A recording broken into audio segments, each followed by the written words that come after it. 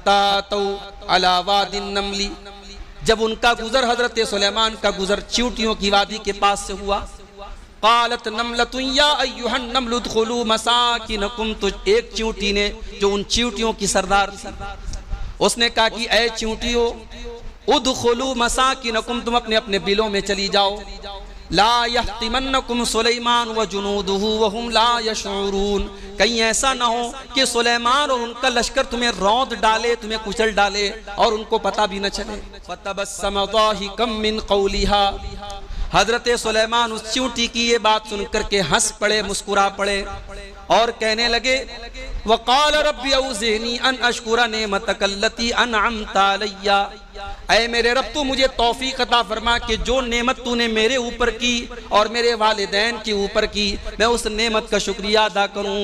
वअन्ना अमल सालिहन तर्ज़ा, और अल्लाह तू मुझे तौफीक दे कि मैं ऐसा अमल करूँ जिससे तू राज़ी हो जाए। हज़रत अबू हुरैरा कहते हैं कि एक मरतबा सहाबा ने कहा कि अल्लाह के रसूल, इन्नका तुदाइबुना, अय अल्लाह के नबी आप कभी कभी हम लोगों को ऐसा लगता है कि आप हंसी मजाक भी करते हैं। अल्लाह के नबी ने फरमाया कि हाँ मैं हंसी मजाक करता हूँ, इन्नी ला अकुलु इल्ला हक्का, मगर मैं मजाक में भी कोई गलत बात नहीं बोलता, मजाक में भी मैं कोई झूठी बात नहीं बोलता, मैं मजाक में भी सच्ची बात बोलता। अस्सलामु अलैकुम वरहमतुल्लाहि वबरकातुहू। अल्हम्दुलिल्लाह नहमदुहु व नस्तईनुहु व नस्तगफिरुहु व नऊज़ु बिल्लाहि मिन शुरूरि अनफुसिना व मिन सय्यिआति अअमालिना, मन यहदिहिल्लाहु फला मुदिल्ल लहु व मन युद्लिल फला हादिय लहु, व अशहदु अन ला इलाहा इल्लल्लाहु वहदहु ला शरीक लहु, व अशहदु अन्न मुहम्मदन अब्दुहु व रसूलुहु। या अय्युहल्लज़ीना आमनुत्तक़ुल्लाहा हक़्क़ तुक़ातिही व ला तमूतुन्न इल्ला व अंतुम मुस्लिमून। या अय्युहन्नासुत्तक़ू रब्बकुमुल्लज़ी ख़लक़कुम मिन नफ़्सिन वाहिदह व ख़लक़ मिन्हा ज़ौजहा व बत्त मिन्हुमा रिजालन कसीरन व निसाअ वत्तक़ुल्लाहल्लज़ी तसाअलून बिही वल अरहाम इन्नल्लाहा काना अलैकुम रक़ीबा। या अय्युहल्लज़ीना आमनुत्तक़ुल्लाहा व क़ूलू क़ौलन सदीदा युस्लिह लकुम अअमालकुम व यग़फ़िर लकुम ज़ुनूबकुम व मन युतिइल्लाहा व रसूलहु फ़क़द फ़ाज़ फ़ौज़न अज़ीमा। अम्मा बअदु फ़इन्न ख़ैरल हदीथि किताबुल्लाह व ख़ैरल हदी हदी मुहम्मदिन सल्लल्लाहु अलैहि वसल्लम व शर्रल उमूरि मुहदसातुहा व कुल्ल मुहदसतिन बिदअह व कुल्ल बिदअतिन ज़लालह व कुल्ल ज़लालतिन फिन्नार। अऊज़ु बिल्लाहि मिनश शैतानिर रजीम, बिस्मिल्लाहिर रहमानिर रहीम। व अन्नहु हुवा अज़हक व अबका। मोहतरम हाज़रीन, अल्लाह के फजलो करम से इस मस्जिद में हर इतवार को बाद नमाज मगरिब मुख्तलिफ उलमा को बुलाकर उनके दुरूस होते हैं, और इसी सिलसिले में आज हम और आप यहाँ जमा हुए हैं। और आज का दिन चूँकि ईद का दूसरा दिन है, तो ऐसे भी ये छुट्टी का दिन है। आज हमारी गुफ्तगू का उन्वान बड़ा दिलचस्प है। आज की गुफ्तगू में हम ये देखेंगे कि इस्लाम खुशी मनाने के ताल्लुक से, इंटरटेनमेंट के ताल्लुक से, तफरीह के ताल्लुक से, हंसी मजाक करने के ताल्लुक से इस्लाम की क्या तालीम। जाहिर है कि इस्लाम ये दीन फितरत है। इंसान की फितरत में जितने तकाजे हैं, इस्लाम ने उन तमाम तकाज़ों की रियायत की। कोई चीज़ ऐसी नहीं है कि इंसान को उसकी ज़रूरत हो, इंसान के अंदर नेचुरल उसकी रिक्वायरमेंट हो और इस्लाम ने उसको नज़रअंदाज कर दिया। ऐसा नहीं है। इसकी वजह यह है कि इस्लाम दीन फितरत है। ये नेचर की आवाज, ये कुदरत की आवाज। अल्लाह ताला ने सूरह रूम की आयत नंबर 30 के अंदर फरमाया फ़अक़िम वजहका लिद्दीन हनीफा, ऐ नबी आप अपना चेहरा अल्लाह ताला के दीन की तरफ कर लीजिए और यकसू हो जाइए, अपना चेहरा किसी और तरफ मत कीजिए। फित्रतल्लाहिल्लती फतरन्नास अलैहा, अल्लाह का यही दीन अल्लाह की फितरत है जिस पर अल्लाह ने लोगों को पैदा किया है। ला तब्दील लिखल्किल्लाह, और अल्लाह ताला ने जिस चीज पर इंसान को पैदा किया है उसको कोई बदल नहीं सकता।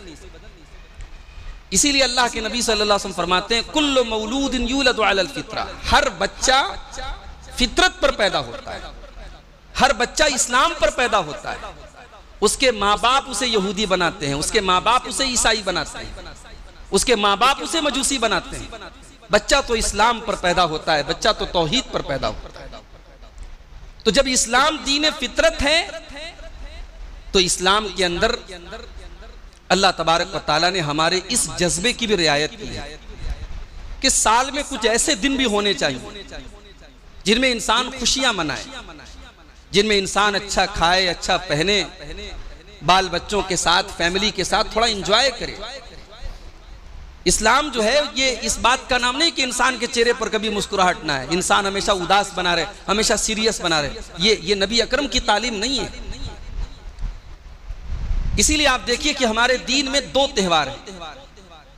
अल्लाह के नबी सल्लल्लाहु अलैहि वसल्लम जब मदीना आए, हजरत अनस कहते हैं कि मदीना जब आप आए तो इस्लाम के पहले लोग दो त्यौहार मनाते थे साल में। तो अल्लाह के नबी ने सहाबा से पूछा कि ये कैसे दो दिन हैं, ये क्या, तुम इसमें क्या करते हो? तो सहाबे किराम ने कहा कि अल्लाह के रसूल कुन्ना नलअबु फीहिमा फिल जाहिलिया, हम दौरे जाहिलियत से साल में दो दिन हैं जिसमें हम खेल तमाशा करते हैं।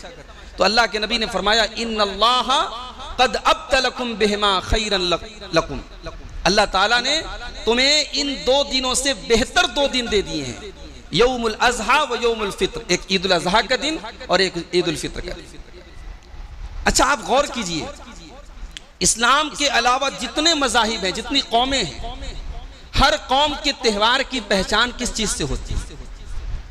उनके त्योहारों में शराब पी जाती है, उनके त्योहारों में बेहयाई होती है, उनके त्योहारों में नाच गाना होता है। ये अलग बात है कि आज बहुत सारे मुसलमानों ने भी अपने त्योहारों में ये सब चीजें शामिल कर ली हैं, मगर दीन की बात अगर हम बात करें, हमारे दीन के जो दो त्यौहार हैं ये बिल्कुल पाक साफ है। इन दोनों त्योहारों के पहले हम एक बड़ी इबादत करते हैं। ईद उल फित्र के पहले हम 30 दिन का रोजा रखते हैं और ईद उल अज़हा के पहले लाखों लोग हज बैतुल्लाह का फरीजा अंजाम देते हैं। दोनों त्यौहार अल्लाह ताला की इबादत के बाद हो रहा है और दोनों त्यौहार अल्लाह की तकबीर से शुरू हो रहे हैं। ईद उल अज़हा का चांद निकला, जुबान पर तकबीर के कलमात जारी। शव्वाल का चांद निकला, जुबान पर तकबीर के कलमात जारी। अल्लाहु अकबर ला इलाहा इल्लल्लाह वल्लाहु अकबर वलिल्लाहिल हम्द। गोया इस्लाम का त्यौहार भी तौहीद की तालीम दे रहा है। इस्लाम जिसने जो दो त्यौहार दिए, उन दो त्योहारों में किसी की पैदाइश का जश्न नहीं है, किसी की मौत का गम नहीं है, किसी के आने की खुशी नहीं, किसी के जाने का गम नहीं। इन दो त्योहारों का ताल्लुक भी अल्लाह की तौहीद से है, अल्लाह की बड़ाई से है, अल्लाह की तकबीर से है। 2 रकात नमाज पढ़ी जाती है दोनों त्योहारों पर। और इन दोनों त्योहारों पर, ईद उल फित्र के त्यौहार पर जब तक आप सदक़े फित्र अदा न कर दें, आपकी ईद क्या, आपका रोजा दुरुस्त नहीं है, आपकी इबादत दुरुस्त नहीं है। और ईद उल अज़हा की नमाज पढ़ के आप आते, कुर्बानी करते, उसका गोश्त आप गरीबों को बांट रहे हैं, रिश्तेदारों को बांट रहे हैं। इस्लाम के ये दोनों त्यौहार हमदर्दी, भाईचारा, सिला रहमी की तालीम देते हैं। इन दोनों त्योहारों पर कोई ऐसा काम नहीं है जिससे दूसरों को तकलीफ पहुंचे। आज लोग बकरीद के त्यौहार पे, कुर्बानी के त्यौहार पे बहुत सारे इतराज करते हैं कि साहब बेजुबान जानवरों का खून बहाया जाता है। लेकिन आप गौर कीजिए, इस्लामिक पॉइंट ऑफ व्यू से आप सोचिए, हमारा ये अकीदा है कि ये ऊंट, ये बकरे बकरी, ये तमाम जो कुर्बानी के जानवर हैं, इनको अल्लाह ताला ने हमारे ही लिए पैदा किया है, हमारी खुराक बनाया अल्लाह ने। अब हम अल्लाह का नाम लेकर के उनकी कुर्बानी करते हैं और फिर इस कुर्बानी से लाखों लोगों का कारोबार जुड़ा है। आप सोचिए, एक कुर्बानी न कर देने से कितने लोगों का नुकसान होगा। वो तमाम जो चिकवा होते हैं, जो कुर्बानी का जानवर के ज़बा करने का पूरा प्रोसेस अंजाम देते हैं, आप क्या समझते हैं पूरे हिंदुस्तान की अगर हम बात करें करोड़ों रुपए का काम करते वो एक दिन में। फिर करोड़ों रुपए का कारोबार चमड़े का उससे जुड़ा है। फिर मुल्क की एक बड़ी गरीब आबादी को गोश्त मिलता है, बेहतरीन आला गोश्त मिलता है, फ्री में मिलता है।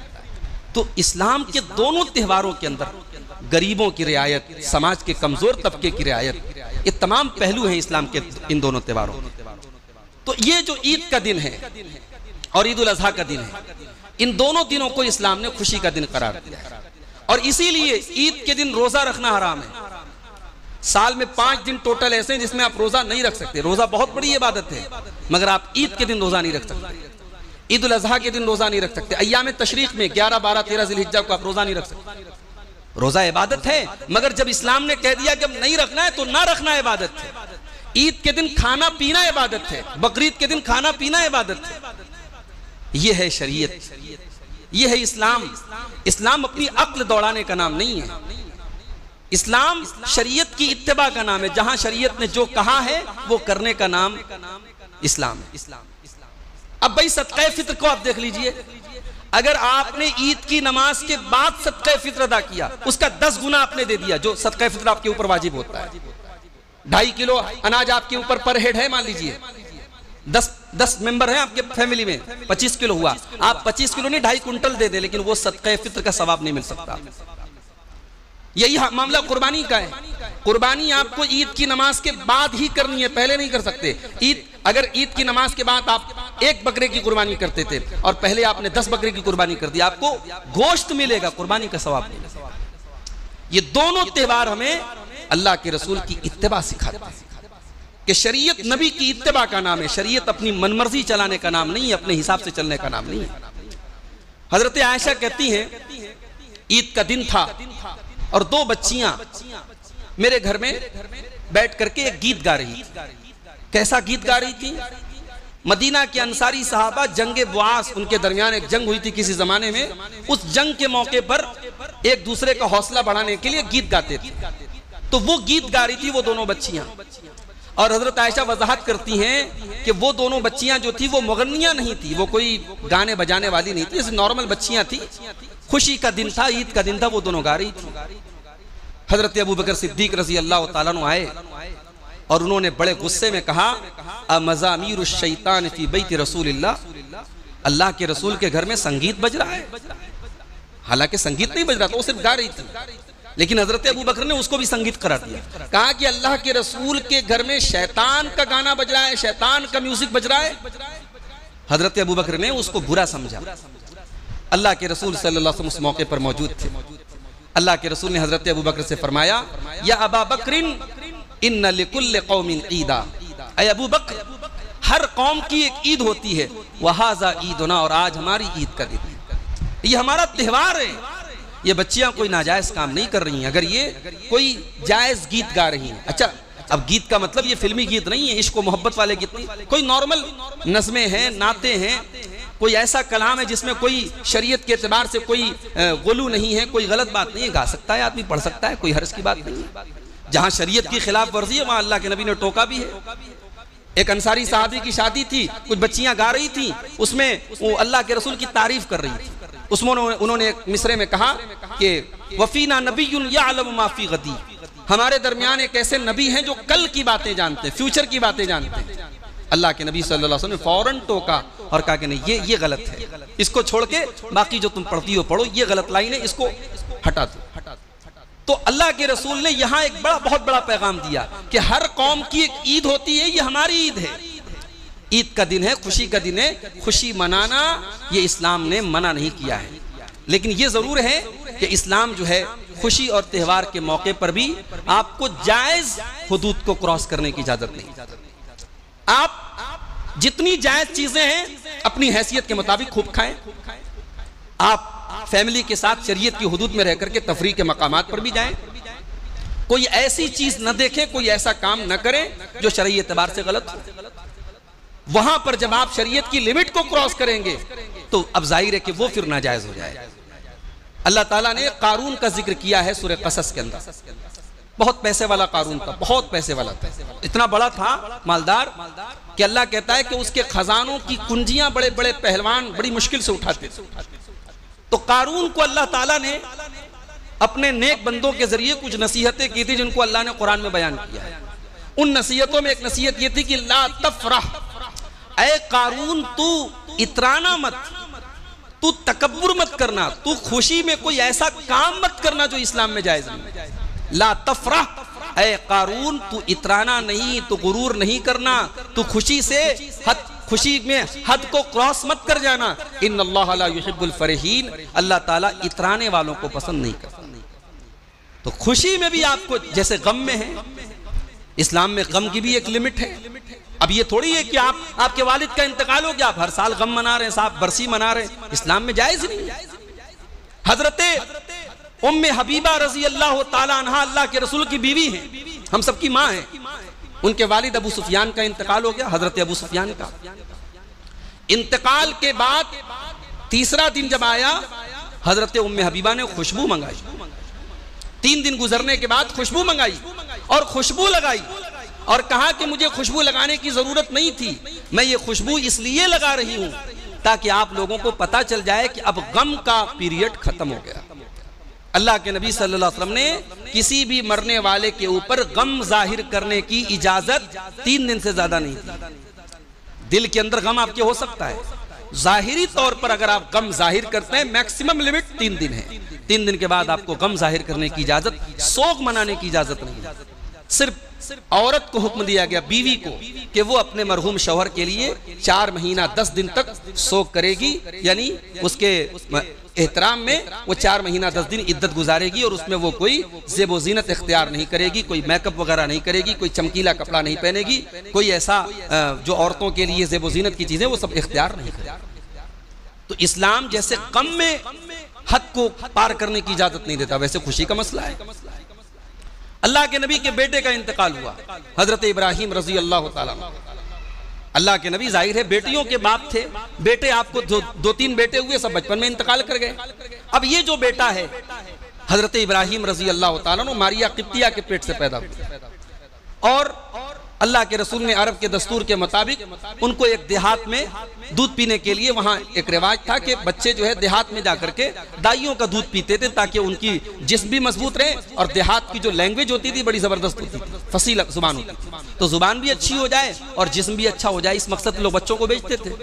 तो हजरत इब्राहिम रजी अल्लाह ताला अन्हु को भी अल्लाह के नबी ने देहात में भेजा था और वहीं उनकी बीमारी की खबर आई। अल्लाह के नबी गए, अब बच्चा आखिरी सांसें ले रहा है, नबी का बच्चा है, आखिरी सांसें ले रहा है। अब जाहिर है बाप होने की हैसियत से अल्लाह के रसूल को गम है, तकलीफ है। आपका बेटा आपकी गोद में दम तोड़ देता है और आपकी आंखों से आंसू टपक रहे हैं और आपकी जुबान पर जो कलिमात है अल्लाह अकबर, आप कहते हैं इन्नल ऐन तदमा वल क़ल्ब यहज़ुन वला नक़ूलु इल्ला मा यरज़ा रब्बुना, कि ऐ मेरे बच्चे इब्राहिम, तेरे बाप की आंखों से आंसू बह रहे हैं, तेरे बाप का दिल गमगीन है, मगर तेरा बाप अपनी जुबान से कोई ऐसी बात नहीं निकालेगा जिससे अल्लाह नाराज हो। ये है इस्लाम। इस्लाम के नाम पर आज क्या क्या हो रहा है, किसी की शहादत का गम आज भी मनाया जा रहा है। मुझे तो बाज लोगों ने बताया कि कुछ लोग तो ईद का त्योहार नहीं मनाते, कहते हजरत अली का 10वां है, 20 रमजान को हजरत अली की शहादत हुई, ईद का दिन उनका 10वां है, आज के दिन वो अच्छे कपड़े नहीं पहनते, कहते साहब हजरत अली का 10वां मनाते। अब इससे वाहियात बात क्या हो सकती है मेरे भाई? मैं कहता हूं इस्लाम के शुहदा की तारीख से साल के 12 महीने का कैलेंडर भरा पड़ा है। कौन सा महीना ऐसा नहीं है और कौन सी ऐसी तारीख नहीं है जिसमें इस्लाम का कोई हीरो शहीद ना हुआ हो। हमारी तारीख तो शहीदों के खून से रंगीन है। अगर हम 10वां और 20वां और 40वां और बरसी मनाने बैठ गए तो साल में हम कभी कोई खुशी का दिन नहीं मना सकते। इस्लाम इन वाहियात चीजों से पाक है मेरे भाई। इस्लाम बड़ा ही सिंपल दीन है, इस्लाम दीन फितरत है। दौरे जाहिलियत में शव्वाल के महीने में शादी नहीं होती थी। अल्लाह के नबी सल्लल्लाहु अलैहि वसल्लम ने जानबूझ करके हजरत आयशा से शादी शव्वाल के महीने में की। हजरत आयशा कहती हैं कि लोग कहते हैं कि शव्वाल में शादी करने से बरकत नहीं होती। मैं देखो, मैं अपने नबी की सबसे चहेती बीवी हूँ, क्या मैं बरकत वाली नहीं हूँ? और मैं अपने नबी के निकाह में शव्वाल के महीने में आई, शव्वाल ही में निकाह हुआ और शव्वाल ही के महीने में रुखसती भी हुई मेरी। तो इस्लाम इन फजूल चीज़ों का नाम नहीं है। खुशी के मौके पर आप खुशी जाहिर कर सकते हैं, गम के मौके पर आप गम जाहिर कर सकते हैं, जायज़ हदों में रहकर। इस्लाम का ये मतलब भी नहीं कि साहब आप हमेशा मुंह लटका के बैठे रहें, मुस्कुराएं ना, आप हंसी मजाक ना करें। अरे मुस्कुराना और हंसी मजाक करना ये तो नबियों की सुन्नत है। हजरत सुलेमान अलैहिस्सलाम जैसा पैगंबर अल्लाह ने कितना पावर उनको दिया था। अच्छा मालूम है हजरत सुलेमान ने अल्लाह से एक दुआ की थी, रब्बि हबली मुल्कन ला यंबगी लिअहदिन मिन बादी, ऐ अल्लाह मुझे ऐसी बादशाहत देना जो मेरे बाद किसी और को न मिले। हालांकि अहले इल्म मना करते हैं कि इंसान को ऐसी दुआ नहीं करनी चाहिए जो बिल्कुल यूनिक हो, लेकिन अल्लाह तबारक व तआला अला कुल्li शैइन क़दीर है। कभी कभी इस तरीके की यूनिक दुआओं को भी अल्लाह कबूल कर लेता है। कभी कभी इंसान अपनी औकात से ज्यादा मांग लेता है अल्लाह से और अल्लाह दे देता है। आपके हिंदुस्तान के एक बहुत बड़े आलिम गुजरे हैं, मौलाना अब्दुल जलील सामरूदी, गुजरात में एक जगह पड़ती है सामरूद, वहां के रहने वाले। उन्होंने अपना वाकया लिखा कि जब वो हज करने गए तो तवाफ के दौरान खाने काबा का गिलाफ पकड़ के उन्होंने दुआ की कि ऐ अल्लाह तू हदीस के मैदान में मुझे इमाम बुखारी के दर्जे तक पहुंचा दे। मौलाना अब्दुल जलील सामरूदी 100 साल पहले के आलिम क्या दुआ कर रहे हैं कि ऐ अल्लाह मुझे हदीस की समझ में वो मकाम दे दे जो इमाम बुखारी को हासिल था। खुद लिखते हैं कि मुझे इस बात का मुकम्मल एतराफ है कि इमाम बुखारी के मकाम तक पहुंचना बहुत मुश्किल काम है, मगर मैंने ये दुआ की कि अगर मैं इतने ऊंचे मकाम पर पहुंचने की अल्लाह से दुआ करूंगा तो अल्लाह तबारक व तआला फिर मेरी दुआ को उसी हिसाब से कबूल करे। और कहते हैं कि आज जब मैं हदीस की किताबों को पढ़ता हूं तो मैं बहुत सारी जगहों पर यह महसूस करता हूं कि जिस नतीजे पर मैं पहुंचा हूं उसी नतीजे पर इमाम बुखारी भी पहुंचा। यानी अल्लाह ताला ने उस लेवल तक न सही, उस लेवल के आसपास तो पहुंचा दिया। और वाकई में मौलाना अब्दुल जलील सामरूदी बहुत बड़ी हस्ती थे, बहुत बड़े आलिम थे। तो यूनिक दुआएं भी कभी कभी अल्लाह ताला कबूल कर लेता है। तो हजरत सुलेमान ने दुआ की कि अल्लाह मुझे ऐसी बादशाहत दे जो किसी को न मिली। अल्लाह ने ऐसी बादशाहत दे दी। हवा उनके कंट्रोल में थी, सुबह से लेकर के शाम तक का सफर वो पल भर में 1 महीने का सफर सुबह से शाम तक तय कर लेते थे। हवा उनके कंट्रोल में थी। बड़े बड़े जिन्नात उनके हुक्म से जो वो कहते थे वो बनाते थे। इतनी बड़ी बड़ी देगे बनाते थे कि पूरा पूरा गांव, पूरा पूरा मोहल्ला खा सकता है। बड़े बड़े किले और बड़े बड़े महल बनाते थे उनके हुक्म से। तो एक मरतबा हजरत सुलेमान अलैहिस्सलाम अपने साथियों के साथ, लश्कर के साथ जा रहे। अल्लाह ताला ने उनको जानवरों और परिंदों की बोलियों का भी इल्म दिया था। वो जानवरों की और परिंदों की बोलियां भी समझ लेते थे। तो जब उनकी फौज गुजर रही थी तो रास्ते में एक जगह चींटियों की वादी थी। चींटियों का वहां पे बिल था, चींटियों के रहने की जगह थी। अब कुरान करीम में अल्लाह ताला ने इस वाक़े को बयान किया, हत्ता तौ अला वादिन नमली, जब उनका गुजर, हजरत सुलेमान का गुजर चींटियों की वादी के पास से हुआ। क़ालत नमलतुन या अय्युहन नमलु उदखुलू मसाकिनकुम, तो एक चींटी ने जो उन चींटियों की सरदार थी उसने कहा कि ऐ चींटियों, उदखुलू मसाकिनकुम, तुम अपने अपने बिलों में चली जाओ। ला यहतिमन्नकुम सुलेमान व जुनूदुहु व हुम ला यशऊरून, कहीं ऐसा ना हो कि सुलेमान और उनका लश्कर तुम्हें रौंद डाले, तुम्हें कुचल डाले और उनको पता भी न चले। यानी चींटी की इस बात में एक हिकमत की बात भी है। चींटी ने कहा कि कहीं ऐसा ना हो कि सुलेमान और उनका लश्कर ला इल्मी में ना जानकर हमें रौंद डाले। यानी जान करके सुलेमान अलैहिस्सलाम ऐसा नहीं कर सकते, जानबूझ करके वो एक चींटी के ऊपर भी जुल्म नहीं कर सकते। अगर ऐसा करेंगे तो अनजाने में करेंगे। चींटी ने हमें और आपको सबक ये दिया कि अगर हम किसी की कोई गलती देखें तो पहले ही बदगुमान ना हो जाएं। जहां तक हो सके सामने वाले के लिए अगर कोई एक्सक्यूज निकल सकता हो, कोई बहाना निकल सकता हो, कोई उज्र निकल सकता हो, उज्र तलाश। हम क्या करते हैं, हम तो जहां उज्र निकल सकता है, जहां वाकई में उज्र होता है, हम वहां भी फौरन सामने वाले को जज करने लगते हैं कि इसने गलत किया होगा। ऐसा नहीं करना चाहिए। जहां तक मुमकिन हो हमें सामने वाले को उज्र देना चाहिए, उसको एक्सक्यूज देना चाहिए। हजरत सुलेमान और उनके लश्कर के बारे में चींटी ने उज्र पेश किया, कहा कि अगर वो हमें रौंदेंगे तो अनजाने में रौंदेंगे, जानबूझ करके नहीं रौंद सकते। एक सबक तो ये मिला, और एक सबक ये भी मिला कि किसी नबी और उनके फॉलोअर्स जब एक चींटी पर जुल्म नहीं कर सकते तो किसी इंसान पर, किसी बेकसूर इंसान पर जुल्म कैसे कर सकते? किसी नबी का मानने वाला दहशतगर्द नहीं हो सकता, आतंकवादी नहीं हो सकता, टेररिस्ट नहीं हो सकता। आज इस्लाम के नाम पर बहुत कुछ लोग दुनिया में कर रहे हैं। इस्लाम के नाम पर अगर कोई बेकसूरों का खून बहाए तो क्या उसकी वजह से इस्लाम जिम्मेदार हो जाएगा? नहीं। किसी नबी का मानने वाला दहशतगर्द नहीं हो सकता, ये बात याद रखिए। और अभी आप देखिए हमारा त्योहार गुजरा है, अल्हम्दुलिल्लाह, इस पर कोई फख्र की बात नहीं है। इससे ज्यादा पुरसुकून त्योहार दुनिया की किसी और कौम में दिखा दे। सुकून के साथ, अमन चैन के साथ अपने नमाजें पढ़ी हैं ईदगाहों में, मस्जिदों में लोगों ने पढ़ी, अल्लाह से दुआएं की हैं, मुल्क की और लोगों के जान और माल की हिफाजत की दुआ की है। न कोई तलवार निकली, न कोई बर्छी निकली, न किसी की इबादत गाह के सामने नाचा गाया गया, न किसी का मजाक उड़ाया गया। ये है इस्लाम। और मैं अपने नौजवानों से कहता हूं कि जिन त्योहारों पर आपकी तरफ से भी फजूल काम होते हैं, रास्ते ब्लॉक होते हैं और आपकी तरफ से स्टंट दिखाए जाते हैं, इस्लाम की वो तालीम नहीं। आपके उन हरकतों की वजह से आज इस्लाम बदनाम हुआ है। इस्लाम के जो दो त्योहार हैं, ईद उल अज़हा और ईद उल फित्र, आप देख लीजिए उनका दामन इन सब फजूल चीजों से पाक। अब ये बाइक के स्टंट दिखाना और आतिशबाजी करना और रास्तों को ब्लॉक करना, ये इस्लाम की यकीनन तालीम नहीं है। अगर इस्लाम के नाम पर किया जा रहा है उसके लिए इस्लाम रिस्पॉन्सिबल नहीं है, इस्लाम जिम्मेदार नहीं है। तो मैं अर्ज ये कर रहा था कि अल्लाह के रसूल की शरीयत में मुस्कुराना ये सुन्नत है, ये नबियों की सुन्नत है। अब वो जो चींटियों ने देखा कि सुलेमान अलैहिस्सलाम का लश्कर आ रहा है, तो चींटियों की रानी ने कहा कि कहीं ऐसा ना हो कि चींटियों को रौट डाले हजरत सुलेमान का लश्कर, जल्दी से अपने बिल में चली जाओ। अब ये गुफ्तगू हजरत सुलेमान ने सुनी।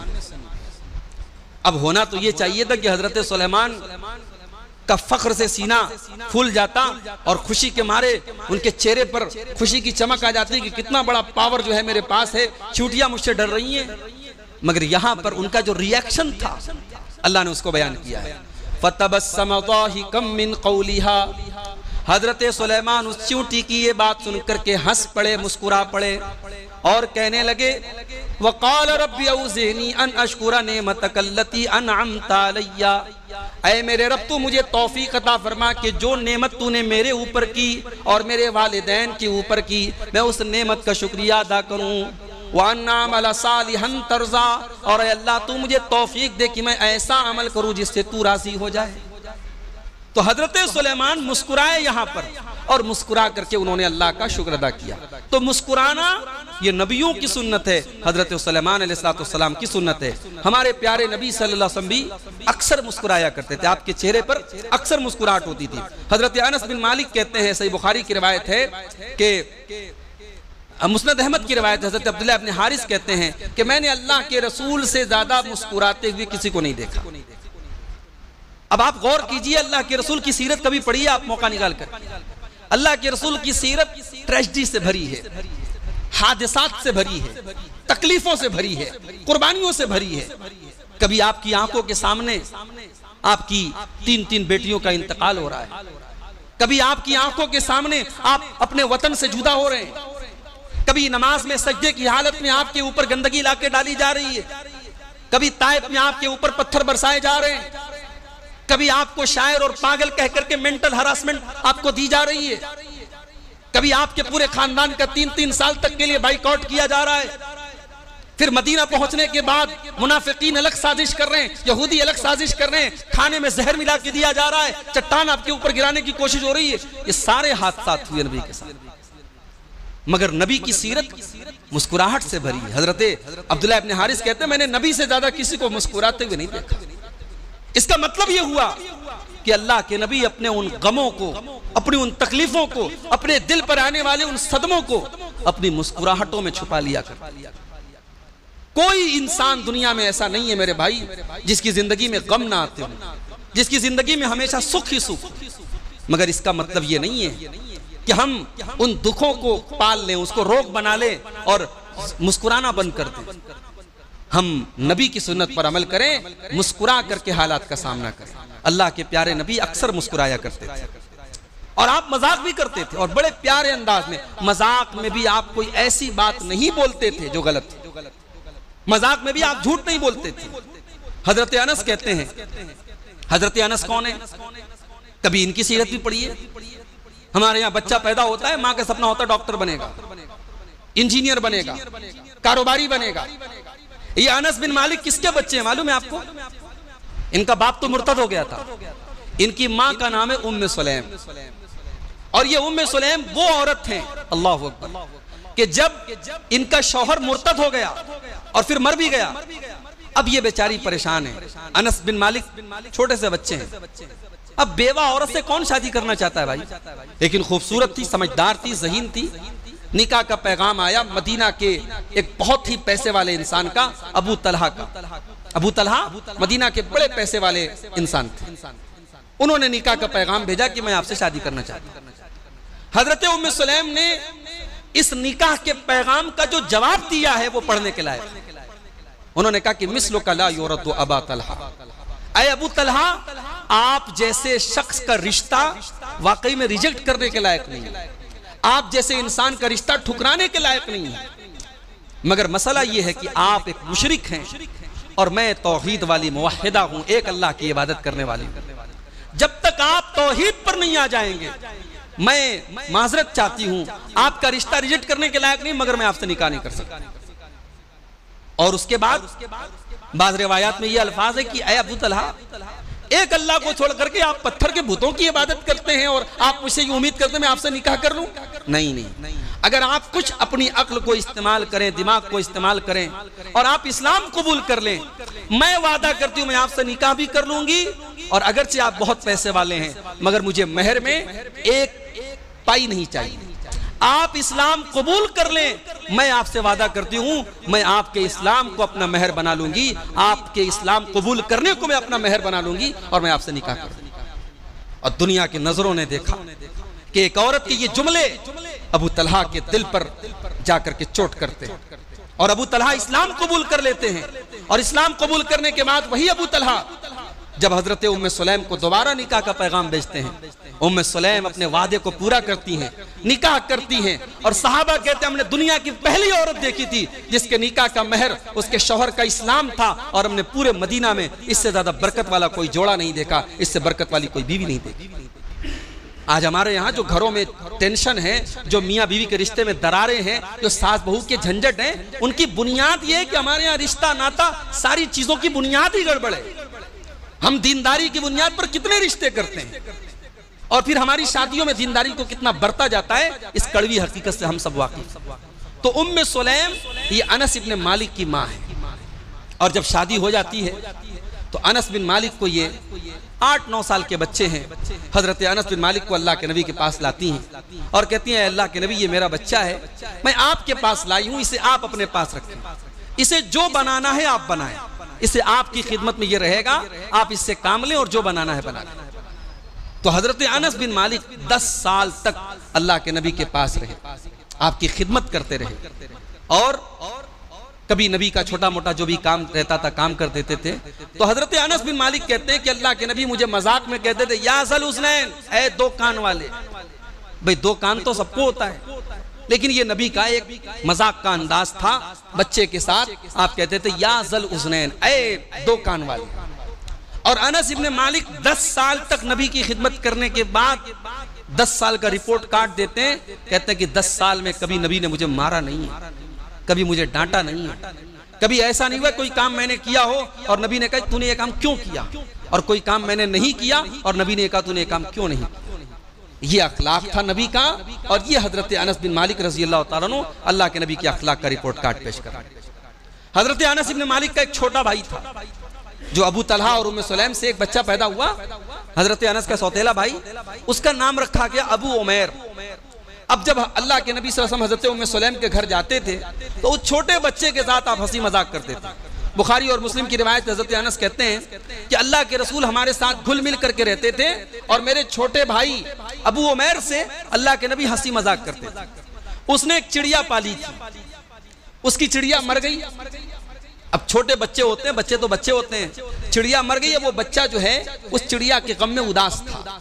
तो अल्लाह के नबी आए और आपने देखा कि बच्चा उदास है, तो आपने कहा या अबा उमैर मा फालन नुगैर, या अबा उमैर मा फालन नुगैर, ऐ अबू उमैर तेरी चिड़िया का क्या हुआ, तेरी चिड़िया कहाँ चली गई। इस एक हदीस से मुहद्दिसीन ने तकरीबन 100 मसले निकाले हैं। इस एक हदीस से 100 चीज़ें साबित होती हैं। उसमें एक चीज़ ये साबित होती है कि हंसी मजाक में इंसान बच्चों के साथ शायरी से मिलती जुलती, यहाँ ये जो बात है ये शायरी से मिलती जुलती बात। या अबा उमैर मा फ़अलन नुगैर, अल्लाह के नबी शायरी नहीं करते थे, मगर इस तरीके की तुकबंदी जो होती है उसको अरबी में सजा कहते हैं। तो सजा में तुकबंदी के तौर पर वजन के ऊपर कोई बात भी कही जा सकती है मजाक के तौर पर, और छोटे बच्चों के साथ मजाक किया जा सकता है, परिंदे को पाला जा सकता है, परिंदे के मरने पर अफसोस का इजहार, इस तरीके से 100 मसले इस हदीस से उलमा ने निकाले। तो यहाँ मैं जो बात साबित करना चाह रहा हूँ कि अल्लाह के प्यारे नबी छोटे बच्चों के साथ भी हंसी मजाक करते थे। हजरत अबू हुरैरा कहते हैं कि एक मरतबा सहाबा ने कहा कि अल्लाह के रसूल इन्नका तुदाइबुना, अय अल्लाह के नबी आप कभी कभी हम लोगों को ऐसा लगता है कि आप हंसी मजाक भी करते हैं। अल्लाह के नबी ने फरमाया कि हाँ मैं हंसी मजाक करता हूँ, इन्नी ला अकुलु इल्ला हक्का, मगर मैं मजाक में भी कोई गलत बात नहीं बोलता, मजाक में भी मैं कोई झूठी बात नहीं बोलता, मैं मजाक में भी सच्ची बात बोलता। एक मरतबा अल्लाह के रसूल के पास एक आदमी आया, उसने कहा कि अल्लाह के रसूल मुझे सवारी चाहिए।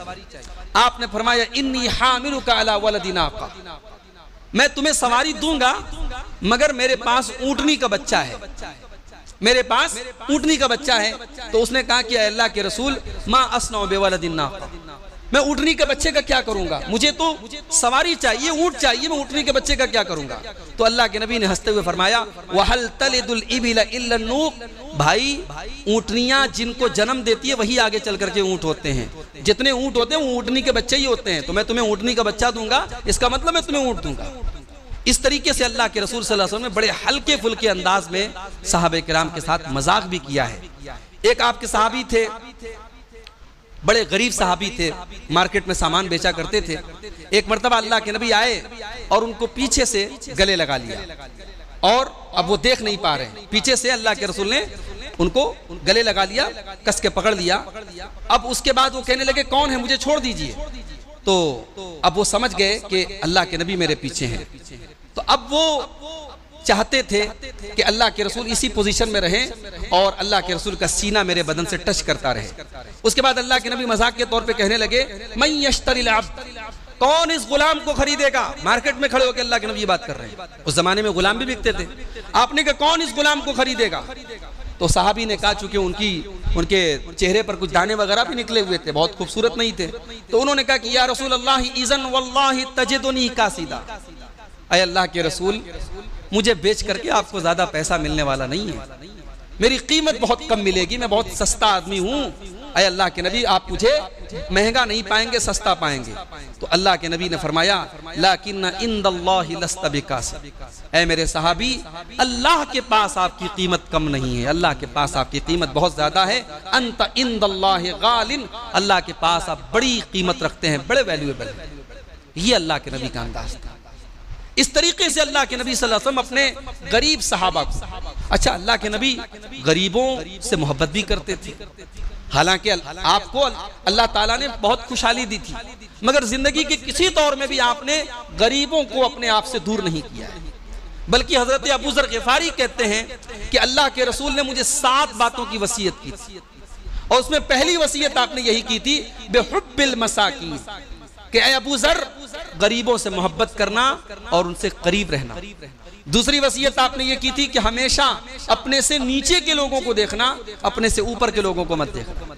आज समाज की प्रॉब्लम ये है, इंसान हमेशा अपने से ऊपर के लोगों को देखता है, उसके पास ये है मेरे पास नहीं है, उसके पास वो है मेरे पास नहीं है। अरे भाई तेरे पास बहुत कुछ ऐसा है जो लाखों लोगों के पास नहीं है। आप दूसरों के घर का मार्बल देख करके तरस रहे हैं, और कितने ऐसे जिनके पास घर नहीं है। दूसरों की एसी देख करके आपको रश्क हो रहा है कि साहब मेरे घर में एसी नहीं है। कितने ऐसे हैं जिनके पास तन ढांपने को छत नहीं है, जिनके पास मकान नहीं है। तो हमेशा अपने से नीचे के लोगों को देखो, ये दूसरी वसीयत की अल्लाह के। तीसरी वसीयत आपने ये की कि रिश्तेदारों से रिश्ता जोड़ो अगरचे वो तुमसे दूर हो जाए। चौथी वसीयत आपने ये की कि किसी के आगे कभी हाथ मत फैलाओ। पांचवी वसीयत आपने ये की कि हमेशा हक बात बोलो अगर से कड़वी हो। और छठी वसीयत ये की कि अल्लाह की राह में कभी किसी की मलामत की परवाह मत करो। अगर काम अल्लाह का है, सही काम है, दीन का काम है, कौन क्या कहता है इसकी परवाह मत करो। और सातवीं वसीयत आपने ये की कि ला हौला वला कुव्वता इल्ला बिल्लाह, इसको ज्यादा ज्यादा पढ़ा करो। ये जन्नत, ये अल्लाह ताला के अर्श के नीचे के खजानों में से खजाना है।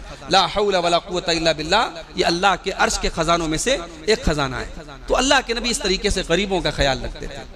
अपनी फैमिली के साथ, अपने परिवार के साथ, अपने बीवी बच्चों के साथ बेहतरीन टाइम स्पेंड करना, यह भी अल्लाह के रसूल की सुन्नत है। हजरत आयशा कहती हैं कि एक मरतबा सफर में हम लोग जा रहे थे, अल्लाह के रसूल ने सहाबा से कहा थोड़ा आगे निकल जाओ। सहाबा आगे निकल गए। अल्लाह के नबी हजरत आयशा से कहा कि आयशा चलो आज हम दोनों रेस करते हैं, दौड़ का मुकाबला करते हैं, देखते कौन आगे निकलेगा। अम्मा आयशा कहती हैं मेरी नई नई शादी हुई थी और काफी बदन भी मेरा हल्का था, दुबली पतली थी मैं। अब जब दौड़ होने लगी तो अल्लाह के रसूल सल्लल्लाहु अलैहि वसल्लम पीछे रह गए और मैं आगे निकल गई। जब मैं आगे निकल गई तो मुझे बहुत हंसी आई। मैंने हंसते हुए कहा कि मैंने तो आपको पछाड़ दिया, मैं तो जीत गई, आप हार गए। इस तरीके से मैंने अल्लाह के रसूल के ऊपर अपनी बर्दरी का इजहार किया इस रेस में। उसके बाद हजरत आयशा कहती है दूसरा मौका आया और फिर एक मरतबा सफर में अल्लाह के रसूल जा रहे थे, आपने सहाबा से कहा थोड़ा आगे निकल जाओ। जब सहाबा आगे निकल गए, अल्लाह के नबी ने हजरत आयशा से कहा कि आयशा चलो आज हम लोग एक बार फिर रेस करते हैं। हजरत आयशा कहती है कि इस मरतबा मैं थोड़ी मोटी हो गई थी, मेरे बदन में थोड़ी चर्बी आ गई थी, मोटी हो गई थी। अब जब मैं इस बार सफर में जब मैं दौड़ने लगी तो मैं पीछे रह गई और अल्लाह के रसूल सल्लल्लाहु अलैहि वसल्लम आगे निकल गए और आपने हंसते हुए कहा हाज़िही बितिलका, आयशा याद है कि उस दिन का बदला है। ये अल्लाह के रसूल सल्लल्लाहु अलैहि वसल्लम का अंदाज था अपनी बीवियों के साथ। आपकी मुख्तलिफ बीवियां थी, अब उन बीवियों में इंसानी फितरत होने के नाते जो एक सौतन की गैरत होती है वो गैरत भी थी। कभी कभी अल्लाह के रसूल उसको फेस करते थे और बड़े अक्लमंदी और हिकमत से आप फेस करते थे। एक मरतबा एक बीवी के साथ पास बैठे हुए हैं, दूसरी बीवी के यहाँ से कुछ खाने का सामान, कोई हलवा वगैरह एक प्याले में प्लेट में आया। अब जिस बीवी के पास आप बैठे हुए थे उन्होंने गुस्से में उस प्लेट को फेंका और वो प्लेट जमीन पे गिर के दो टुकड़े हो। अल्लाह के रसूल सल्लल्लाहु अलैहि वसल्लम ने दूसरा बर्तन मंगाया, उस हलवे को जो जमीन पे गिर गया था उसको उस बर्तन में ट्रांसफर किया और दूसरी प्लेट लेकर के उस बीवी के वापस भिजवा दिया। और वहां जितने लोग मौजूद थे, औरतें ही मौजूद रही होंगी, आपने उनसे कहा गारत उम्मुकुम, तुम्हारी माँ को गुस्सा आ गया। बस इतना कहकर के अल्लाह के नबी ने मामले को रफा दफा कर। तो जाहिर है शादीशुदा जिंदगी को आप बिल्कुल सीरियस होकर के संजीदा अंदाज में नहीं चला सकते। शादीशुदा जिंदगी में कुछ हल्के फुल्के लम्हात भी होने चाहिए, कुछ बीवी के साथ हंसी मजाक भी होना चाहिए। आज हमारे यहाँ मसला ये है कि लोग शादी के बाद बीवी बच्चों को टाइम नहीं देते। ये जो समाज में बहुत सारा बिगाड़ है, आप उस बिगाड़ की तह तक जाएंगे, उसकी एक वजह यह भी है आज बच्चों को वालिदैन टाइम नहीं दे रहे हैं, बीवियों को टाइम। मैं कह रहा हूं भाई ऐसे कारोबार का क्या फायदा, ऐसे कारोबार का क्या फायदा कि आप अपनी बीवी से, अपने बच्चों से 2-4 मिनट बात ना कर सकते। कम से कम 24 घंटे में 1 घंटा तो ऐसा हो भाई जिसमें आप अपनी बीवी के साथ, अपने बच्चों के साथ बैठ करके कुछ बातें कर सकते। मुझे तो अफसोस उन लोगों पर होता है, अल्लाह माफ करे, अल्लाह रहम करे, 2-2 साल तक सऊदी में पड़े हैं, बीवी यहाँ है, बच्चे यहाँ हैं, बच्चे बड़े हो रहे हैं, बीवियां जो है शौहर के बगैर जिंदगी गुजार रही है। भाई आदमी पैसा कम कमाए, पैसा कम कमाए लेकिन अपने परिवार और फैमिली के साथ रहे, इसकी जो खुशी है उसका एक अलग मजा है। तो अल्लाह के रसूल सल्लल्लाहु अलैहि वसल्लम अपनी बीवियों को, आप देखिए मुख्तलिफ बीवियां हैं, सफर में आप जाते थे बारी बारी लेके जाते थे, बारी बारी आप लेके जाते थे ताकि सबका नंबर आए और इसी तरीके से आप कोई खाने पीने की चीज में बराबर बराबर बंटवारा करते थे। उसके बाद भी आप अल्लाह से दुआ करते थे कि ऐ अल्लाह मैंने बंटवारा जो कर दिया मेरे कंट्रोल में जितना था मैंने कर दिया, ऐ अल्लाह उस पर तू मेरी पकड़ मत करना जो मेरे कंट्रोल के बाहर की बात है। यानी दिल की मोहब्बत कंट्रोल के बाहर है, किसी बीवी से कम मोहब्बत, किसी से ज्यादा मोहब्बत हो सकती है, वो मेरे कंट्रोल के बाहर की बात है। तो मेरे भाइयों, अल्लाह के रसूल की जिंदगी में ये लम्हात भी हमको मिलते हैं। तो हंसी मजाक ये इस्लाम में जायज है, लेकिन उसमें कुछ शराइत हैं। उसमें पहली चीज ये है कि आपका हंसी मजाक भी अच्छी नीयत के साथ होना चाहिए। एक मोमिन को खुश करना भी नेकी है। अल्लाह के नबी ने एक हदीस में फरमाया ला तहकीरन मिनल मारूफ शैया, किसी नेकी को हकीर मत समझो, किसी नेकी को हकीर मत समझो। अपने मुसलमान भाई को खुश करना भी एक नेकी है। तो आपकी नीयत अगर अच्छी है ना तो उस मजाक को भी अल्लाह आपके लिए सवाब का सबब बना देगा। आप घर में अपने बच्चों के लिए कुछ टॉफी लाए, अपनी बीवी के लिए कोई खाने का सामान लाए, ये तो दुनियावी काम है ना। लेकिन अल्लाह के नबी फरमाते हैं कि जो भी खर्च तुम अल्लाह को राजी करने के लिए करोगे उस पर तुम्हें सवाब मिलेगा। हत्ता लुक़मतल्लती तज़ौहा फी इमरातिक, यहाँ तक कि वो लुकमा, वो खाना जो आप अपनी बीवी के मुंह में डालते हैं उस पर भी आपको सवाब मिलेगा। तो मजाक आप कीजिए, उसमें आपकी नीयत अच्छी हो कि भाई इसके जरिए थोड़ा थकावट दूर किया जाए, थोड़ा तफरीह हो जाए और थोड़ा चेहरों पर मुस्कुराहट आ जाए, इस नीयत के साथ आप हंसी मजाक कर सकते हैं। लेकिन हाँ, हंसी मजाक का मतलब ये नहीं है कि आप हमेशा हंसते रहें, हमेशा आपकी पहचान बन जाए, साहब इनको देख लो, हाँ ये आगे लतीफा सुनाने वाले, ये पहचान नहीं होनी चाहिए।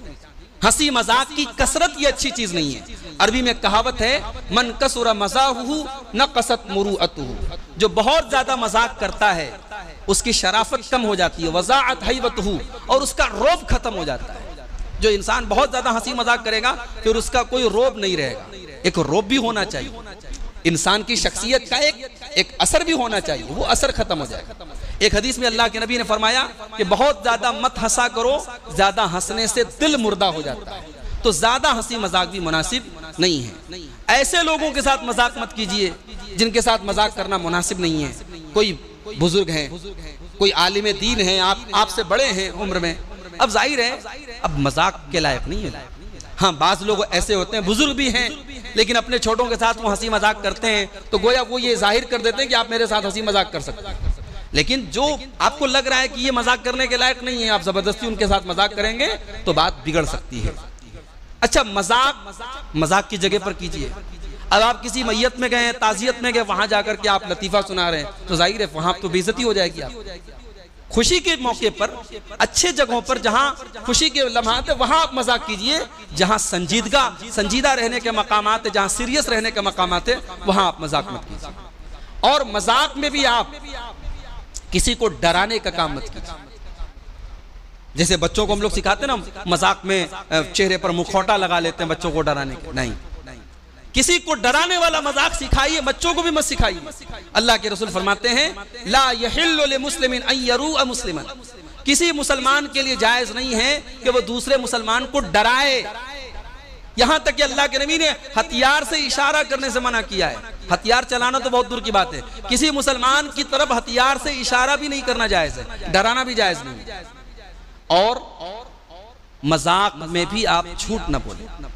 अल्लाह के नबी फरमाते हैं कि मैं जन्नत में बीचों बीच, मैं जन्नत के किनारे एक मकान की गारंटी देता हूं उस इंसान को जो झगड़े को छोड़ दे हक पर रहने के बावजूद।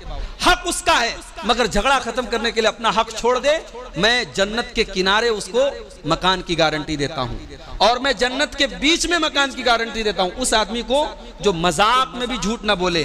और जन्नत के आला दर्जे में मैं मकान की गारंटी देता हूं उस इंसान को जिसका अखलाक अच्छा हो।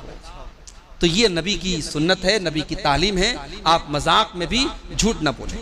मजाक में आप किसी का ऐब ना निकालें। किसी का कोई जिस्मानी ऐब है या किसी की शख्सियत में कोई ऐब, आप उसका मजाक उड़ा रहे हैं, किसी मुल्क का मजाक उड़ा रहे हैं, आप किसी शहर का मजाक उड़ा रहे हैं, किसी बरादरी का मजाक उड़ा रहे हैं, नहीं। वला तनाबज़ू बिल अलक़ाब, किसी को बुरे लक़ब से याद मत करो। हमारे यहाँ इन सब चीजों का लोग ख्याल नहीं रखते हैं। बाज़ औक़ात मजाक में इंसान किसी दूसरी बरादरी का, किसी दूसरी कौम का, किसी दूसरे मुल्क का मजाक उड़ाने लगता है। कभी ऐसा नहीं करना चाहिए, इसलिए कि अल्लाह तबारक व तआला के यहाँ किसका मकाम क्या है आप नहीं जानते। अल्लाह क्या जो मकाम की तायीन होगी वो तकवा की बुनियाद पर होगी। बस औकात ऐसा होता है दुनिया में इंसान बड़ा खूबसूरत है, बड़ा बॉडी बिल्डर है, बड़ा हैवी है, अल्लाह के कोई वैल्यू नहीं है उसकी। अल्लाह के नबी फरमाते हैं, सही बुखारी की रिवायत है कि क़यामत के दिन एक इंसान आएगा, दुनिया में बड़ा मोटा, ताज़ा, भारी, भरकम और हैवी था, लेकिन अल्लाह के तराजू पर मच्छर के पर के बराबर भी उसका वजन नहीं होगा। तो अल्लाह के तराजू पर आपका वजन आपकी बॉडी के वेट से नहीं होगा, आपके तकवा, आपके अमल, आपके इल्म, उसके हिसाब से होगा। इसलिए खबरदार मजाक में भी आप किसी का मजाक न उड़ाएं। इसी तरीके से मजाक ऐसे लोगों के साथ ना उड़ाएं जिनके मजाक ना करें जिनके साथ मजाक करना आपके लिए जायज नहीं। गैर महरम औरतों के साथ मजाक कर रहे हैं आप। अब घर में शादी का मौका है, औरतें आई हैं, अब उसमें वो औरतें भी हैं जो गैर महरम हैं, आप अपने महरम और अपनी खाला के साथ आप मजाक कर लें, अपनी वालदा के साथ कर लें, अपनी बहनों के साथ कर लें, फूफियों के साथ कर लें। जो औरतें गैर महरम हैं उनके पास बैठ करके आप जो है उनके सामने बैठ करके हंसी मजाक कर रहे हैं, ये मुनासिब नहीं है। जो आपके मजाक को कबूल न करें या जिनके साथ आपका मजाक मुनासिब नहीं है उनके साथ आप मजाक न करें। तो मेरे भाइयों, ये हंसी मजाक और इंटरटेनमेंट के ताल्लुक से इस्लाम की चंद तालीमात हैं और अल्लाह के रसूल की सीरत के ये चंद पहलू हैं। अल्लाह के नबी की सीरत के मुख्तलिफ पहलुओं में से एक पहलू ये भी है कि आप हंसी मजाक भी करते थे, लेकिन आपकी हंसी मजाक में भी एक सादगी थी, एक सिंपलिसी थी, सच्चाई थी। आप हंसी मजाक में भी झूठ नहीं बोलते थे, किसी को तकलीफ नहीं पहुँचाते थे। हमें चाहिए, ईद का त्यौहार है, खुशी का मौका है, हमारे बहुत सारे नौजवान इस खुशी के मौके पर बहुत सारा ऐसा काम करते हैं जो गलत है, गलत मकामात पर जाते हैं, औरतें बेपर्दगी करती हैं। इन सब चीज़ों से हमें बचना चाहिए। कोशिश करनी चाहिए कि हम खुशी के इन त्योहारों के मौके पर भी हम कोई नाजायज़ काम न करें, नाजायज़ मकामात पर न जाएं, नाजायज़ चीज़ों को न देखें। अल्लाह तबारक व तआला हाथों और कान और आँख इन सब चीज़ों पर भी पकड़ करेगा अगर इनसे हम गलत काम करेंगे। क़यामत के दिन हाथ, पैर और आँख और कान वगैरह भी गवाही देंगे हमारे खिलाफ। अल्लाह से दुआ कीजिए रब्बुल आलमीन हमें अपने आज़ा की हिफाजत करने की तौफीक अता फरमाए। अल्लाह खुशी के मौके पर भी हमें शरीयत की हद में रहने की तौफीक दे। अल्लाह तबारक व तआला हंसी मजाक के सिलसिले में और खुशी के सिलसिले में प्यारे नबी सल्लल्लाहु अलैहि वसल्लम की सुन्नत पर चलने की तौफीक अता फरमाए। रब्बुल आलमीन हमारे रोज़ों को, हमारी तरावी को, हमारी जो भी इबादतें हमने रमज़ान में अंजाम दी हैं, अल्लाह अपने फजल व करम से उनको कबूल फरमाए। रब्बुल आलमीन हमारे जान व माल की, हमारे इज़्ज़त व आबरू की हिफाजत फरमाए। अल्लाह इज़्ज़त की ज़िंदगी, चैन की ज़िंदगी, अमन की ज़िंदगी हम सबको गुजारने की तौफीक अता फरमाए। अल्लाह दुनिया और आखिरत में ज़िल्लत और रुसवाई से बचा करके रखे। रब्बुल आलमीन हमारे जान व माल में, हमारे इज़्ज़त व आबरू में जो शर पहुँचाने वाले और नुकसान पहुँचाने वाले लोग हैं, अल्लाह उन सब से हमारी हिफाजत करे। जब तक दुनिया में ज़िंदा रखे, इस्लाम पर ज़िंदा रखे और ख़ात्मा हमारा ईमान पर हो। आमीन व आखिर दावाना अनिल हम्दुलिल्लाहि रब्बिल आलमीन। वस्सलामु अलैकुम व रहमतुल्लाहि व बरकातहू।